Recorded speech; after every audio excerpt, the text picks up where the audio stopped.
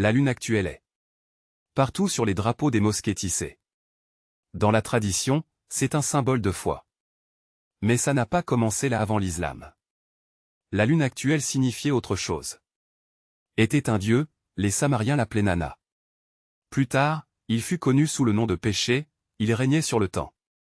Et le ciel nocturne, les gens le priaient. Le roi cherchait sa faveur, ses tempes se sont levées. Dans l'air et Nana était un dieu d'eux.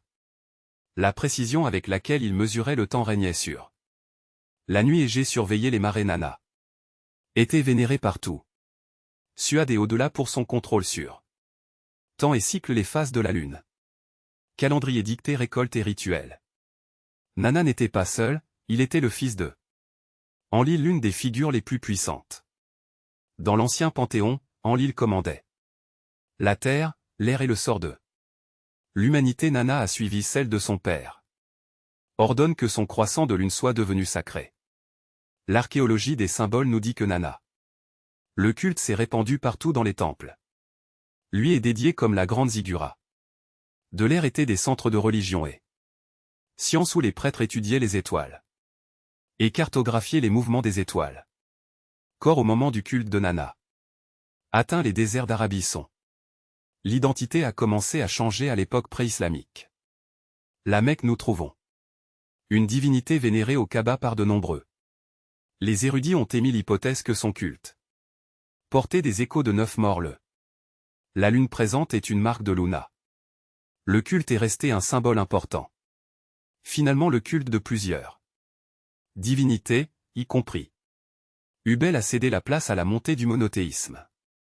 L'identité du Dieu suprême. Solidifiée comme Allah. Absorbé l'héritage céleste de Nana. Sindot, les temples de Nana ont perdu son nom.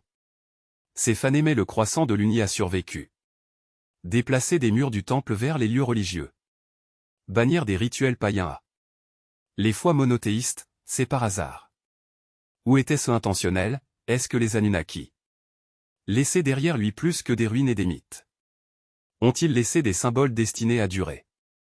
C'est le 5e siècle après J.C. les déserts de l'Arabie s'étend à l'infini sous le soleil brûlant, intouché par la religion de l'islam qui émergerait un siècle plus tard. Le monde de l'Arabie du 5e siècle était des juifs chrétiens divers et complexes.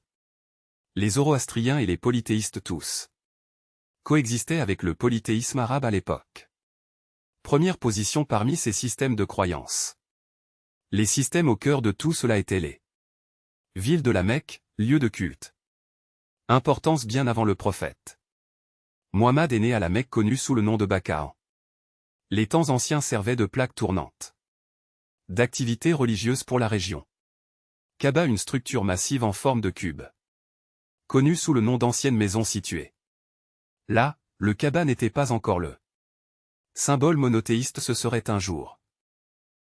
À l'époque, c'était un sanctuaire qui logeait 360 idoles représentant chacune un personnage différent. Divinité vénérée par les tribus d'Arabie. Les tribus honoraient leurs dieux d'une manière riche. Rituel qui impliquait de faire le tour du Kaaba dans une procession comme celle de la lune. Cycle 7, pratique du céleste.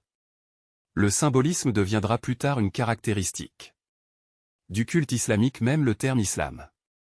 Ce qui signifie que la soumission à Dieu soulève un question provocante: quel Dieu parmi les dieux inscrits dans les noms de l'ABC comme Manaf, Mana et Darara apparaissent? Ces dieux étaient vénérés par diverses tribus. Images placées à la fois à l'intérieur et autour du Kaaba chaque année pendant le nouvel an Luna. Les tribus en guerre mettaient de côté leur conflit pour faire un pèlerinage à la Mecque. Ils encercleraient l'offrande de Kaaba. Sacrifice et accomplissement de rituels de prosternation, certains érudits le croient.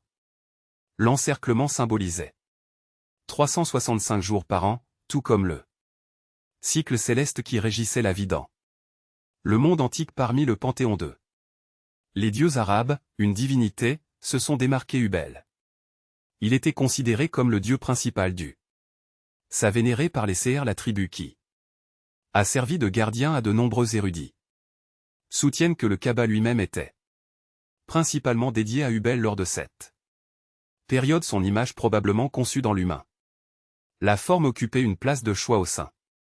L'arrivée probable du sanctuaire HBO a coïncidé avec la transformation de la Mecque d'un sanctuaire local à une poêle. Centre spirituel arabe.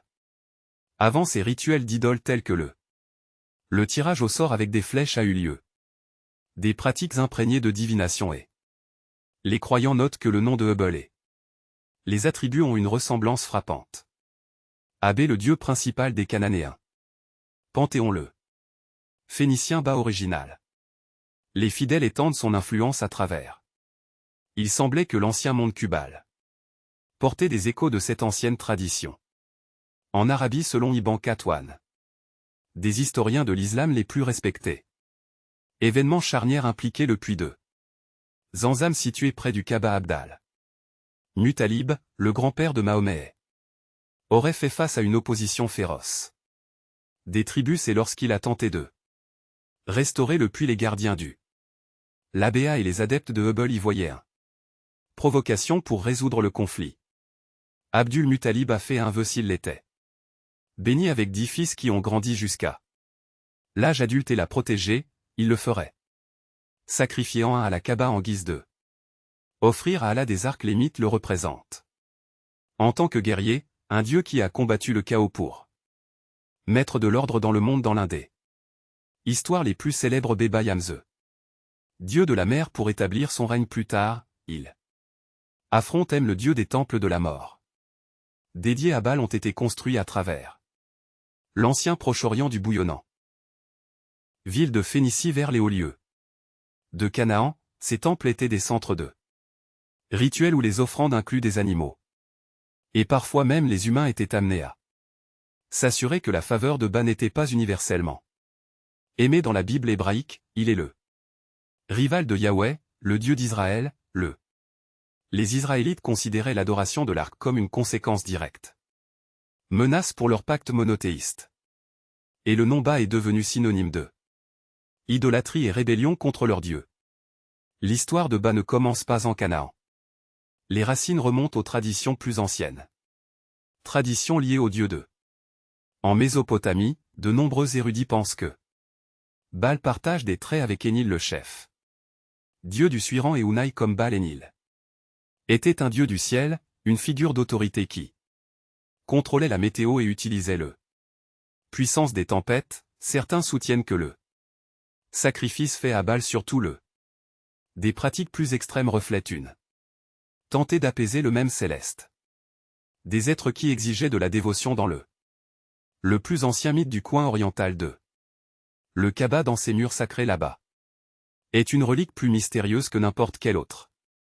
Pierre noire, tous les cheveux. Alaska, des millions de mains ont atteint. Pour le toucher, des millions de lèvres à embrasser. Pourtant, sa véritable histoire se situe à la frontière entre mythe et réalité, un fragment de le cosmos, un cadeau du ciel ou un reste de quelque chose de plus ancien perdu dans le temps.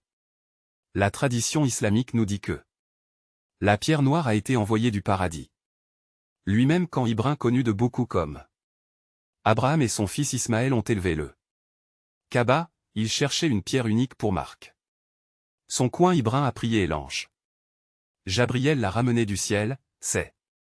On disait que la surface brillait d'un radiance blanche intouchée par le péché mais terminée. Des millénaires, il s'est assombri en absorbant les péchés de ceux qui l'ont touché dans le repentir. Aujourd'hui, il repose en fragments enfermés dans un cadre en argent. En 930 après J.C. le Cortia, une secte révolutionnaire a profané la Kaaba, volé la pierre et la tenir otage pendant plus de 20 ans. Lorsqu'il était finalement revenu, il n'était plus entier. Brisé en morceaux par le chaos du temps. Cet objet sacré pourrait-il être une météorite? Un fragment du cosmos projeté sur Terre? Beaucoup le croient souvent, les cultures anciennes. Pierre céleste vénérée comme cadeau divin. Et la pierre noire correspond au profil.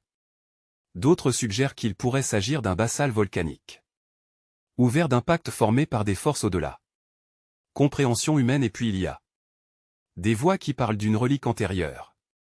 L'islam lié aux dieux adorés au Kaaba avant son transformation. Si vrai, la pierre noire pourrait être une relique d'un monde beaucoup plus ancien. La pierre noire pourrait-elle tracer tout le chemin? Retour aux Anunnaki, les êtres célestes. Du sumérien.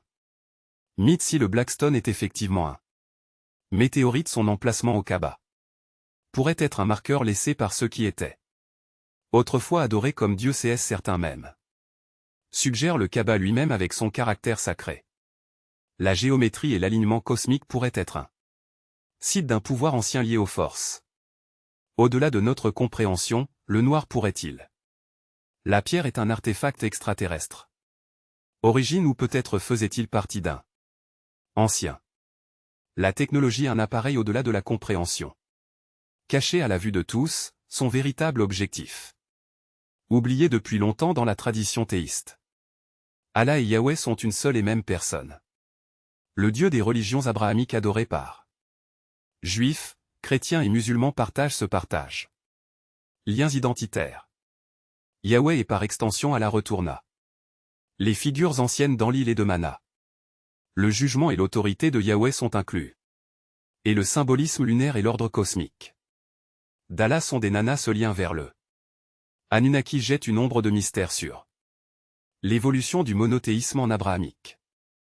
Tradition, les cieux sont un reflet de la gloire divine avec des événements célestes considérés comme des signes de la volonté de Dieu. Les calendriers ancrés dans les liens avec les cycles lunaires. Adorer le rythme du cosmos. Les Anunnaki, ceux qui venaient du ciel, étaient également connectés aux étoiles, planètes avec lesquelles leurs temples ont été construits. Des alignements astronomiques précis au service comme marqueur de leur lien avec le ciel. Les deux traditions témoignent d'une croyance partagée. Le cosmos n'est pas aléatoire, c'est une carte de intention divine. On disait que les Anunnaki sont venus du ciel façonné. L'humanité est gouvernée comme des dieux. Leur mythe centré sur la puissance céleste et divine. La hiérarchie a peut-être jeté les bases pour les systèmes religieux ultérieurs, le culte d'Allah et de Yahweh comme différents. Comme il semble que les échos Anunnaki soient les caractéristiques d'Enel Ananatissé dans le tissu de ces dieux ultérieurs. Preuve d'un héritage plus ancien qu'on ne le pense. Les connexions restent cachées en clair. Vues gravées dans les textes sacrés anciens. Temple et les rythmes du cosmos. Yahweh et Allah sont-ils le point culminant de mythes antiques ou l'écho final des dieux? Qui a autrefois parcouru la terre? Les Anunnaki. L'ombre s'étend à travers le temps caché dans la tradition scripturaire et les étoiles. Peut-être que la vérité n'est pas perdue. Il attend là où il est toujours été pour ceux qui sont prêts à voir.